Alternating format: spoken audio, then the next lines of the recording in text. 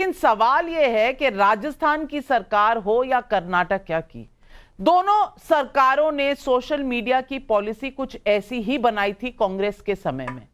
अब बीजेपी के समय में हो रहा है और योगी जी ला रहे हैं पॉलिसी इस तरह की सोशल मीडिया की, तो दिक्कत क्या है कांग्रेस पार्टी को? नमस्कार नाविका जी, आपके शो में शिरकत करने का मौका मिला इसलिए आपका शुक्रगुजार हूँ। सॉरी इस तरह से मैं जुड़ा हुआ हूँ क्योंकि पिछले 3 घंटे से गुड़गांव से नोएडा के लिए निकल गया और सारी सड़कें जाम है। 5 बजे निकला हूं मैं। दो चीज ये कहना चाहता हूँ कि ये पॉलिसी में कोई क्लैरिटी नहीं है। एंटी नेशनल, देश विरोधी, ये शब्द भाजपा बार बार इनका प्रयोग करती है, लेकिन हमें समझ में नहीं आता कि ये शब्द है क्या और इसकी डेफिनेशन क्या है। कोई डेफिनेशन नहीं। इसके आड़ में वो कमजोर लोगों पर जुल्म करते हैं। बुलडोजर जस्टिस तो चल ही रहा है, अब सोशल मीडिया से के माध्यम से लोगों को जेल में डालेगी। दूसरी चीज मैम, इस बात की क्लैरिटी नहीं है कि क्या सरकार की जो आलोचना है, क्या इसको ये देश की आलोचना मानेगी। भाजपा हमेशा इसके आड़ के अंदर पॉलिटिक्स करती है। तीसरी और सबसे ज्यादा चीज, इस देश में अगर कोई एक आईटी सेल है जो देश में नफरत फैलाता है, वो भाजपा का आईटी सेल है। अमित शाह जी ने राजस्थान में कहा था कि हम कोई भी वीडियो को वायरल कर सकते हैं, और ये झूठ फैलाया था उनके किसी कार्यकर्ता ने कि माननीय अखिलेश यादव जी ने मुलायम सिंह जी को थप्पड़ मारा था, और ये बात की प्रशंसा अमित शाह जी ने की थी और कहा था कि हम कुछ भी वायरल कर सकते हैं। तो जो भाजपा खुद ये करती है वो इसका दुरुपयोग करेगी। और लास्ट चीज, सरकार को फैक्ट चेक करने का कोई अधिकार नहीं है। अगर कल मान लो शहजाद को छोड़ दीजिए, राजकुमार जी को छोड़ दीजिए, किसी और को छोड़ दीजिए, अगर आपने कोई रिपोर्ट निकाली और सरकार आपको फैक्ट चेक करती, फिर कहती है रिपोर्ट से देश का नुकसान हुआ है, देश के नुकसान से देश विरोधी, और आप फिर केस कर दिया, तो सरकार can not be in the business of fact checking. ये जो पीआईबी का इनका फैक्ट चेक यूनिट को सुप्रीम कोर्ट ने डांट दिखाया था, बॉम्बे हाई कोर्ट ने डांट दिखाया था, इसको जो वापस ले आए, उस पॉलिसी को स्टेट लेवल लाने की कोशिश है। तहसीन पूनावाला जी, वैसे मैं आपकी दाद देती हूँ, हिपोक्रेसी में आपकी कोई सीमा ही नहीं है। कर्नाटका ने अगस्त 2023 में सिद्धारमैया ने अप्रूव किया था एक फैक्ट चेकिंग यूनिट, क्योंकि फेक न्यूज को कर्ब करना है। आप करें तो बहुत सही, और सरकार को आप कहें कि बीजेपी की सरकार करे तो बहुत गलत। शहजाद पूनावाला, ये कन्वीनियंट पॉलिटिक्स है कि वो वायरल वीडियो करे आरक्षण पर, फेक वीडियो तो सही और आप गलत। एक सेकंड मुझे उसका जवाब देने दीजिए प्लीज। नाविका जी प्लीज मुझे उसका जवाब देने दीजिए, फिर आप शहजाद के पास जाइए, उसका जवाब देने दीजिए। क्या जवाब है?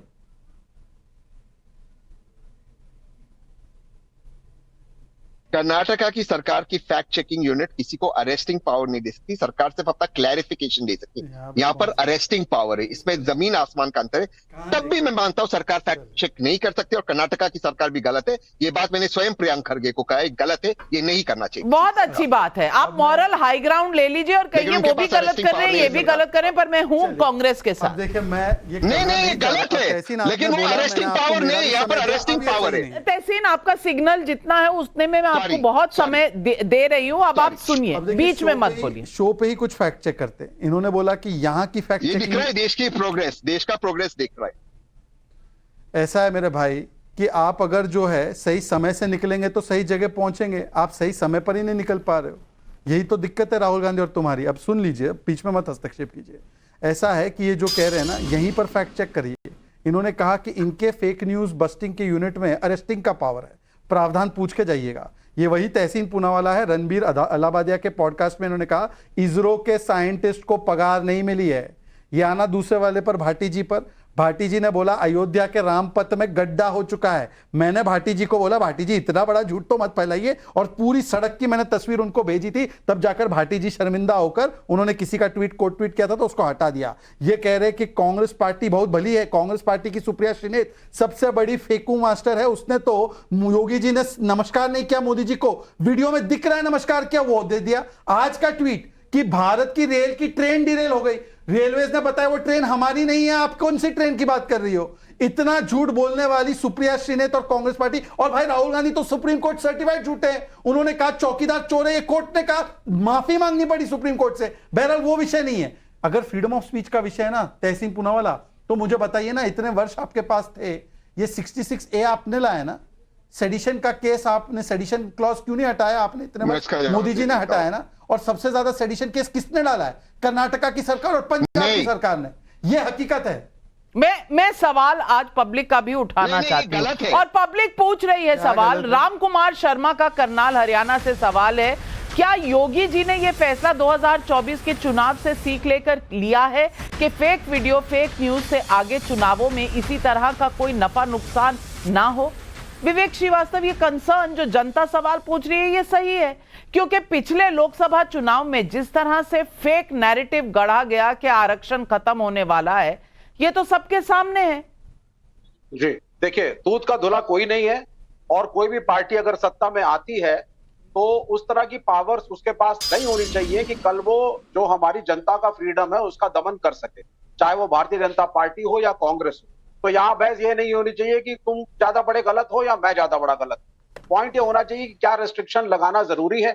हमारे कॉन्स्टिट्यूशन में, हमारे संविधान में, हमारे लीगल पिनल कोड्स में इतनी पावर है कि कुछ भी अगर आप देशद्रोह कर रहे हैं, कुछ गलत कर रहे हैं, कोई गलत वीडियो सर्कुलेट कर रहे हैं, आपके खिलाफ एक एक्शन तो हो सकता है।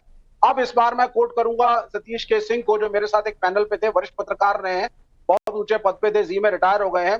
तो इस इलेक्शन के एनालिसिस में उसने कहा this was a battle between the national media and the social media. और उन्होंने कहा कि सबसे ज्यादा तालियां राहुल गांधी की स्पीच में तब बजती थी जब वो नेशनल मीडिया पे प्रहार करते थे। ये उनका एक व्यक्तिगत एक ऑब्जर्वेशन था। कहीं ना कहीं सोशल मीडिया पिछले साल, 2 साल, 3 साल से ड्रास्टिकली बीजेपी और रूलिंग गवर्नमेंट के खिलाफ है। हम इनके, अब जैसे हम कम्युनिस्ट हैं तो हम इनके राष्ट्रवाद की परिभाषा को नहीं मानते, हम हिंदू राष्ट्र के कॉन्सेप्ट को नहीं मानते। हमारे हिसाब से 5-4 साल पुरानी संस्कृति का कोई मतलब नहीं है। हमारे हिसाब से immigration is a way of life. तो बहुत सारे जो आइडियोलॉजिकल और फिलोसॉफिकल डिफरेंसेस हैं उसको दिखा करके विक्टिमाइज करना एक दूसरे को, हम आपको भी कर सकते हैं पावर में आएंगे, आप हमको भी कर सकते हैं पावर में हो।